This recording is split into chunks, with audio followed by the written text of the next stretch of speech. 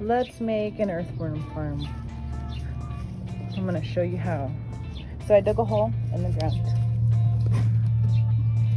Took an old box that I wasn't really using. Drilled a bunch of holes in it. Drilled holes on the sides and on the bottom.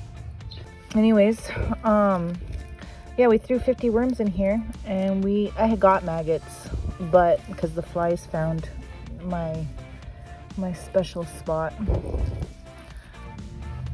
Oh, so you see that right there and there?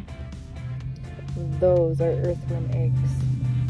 And there's hundreds of them in there when I stirred this around, and I opened it up and I took everything out just to see what was going on. And yeah, so there you have it. An earthworm farm. Low maintenance.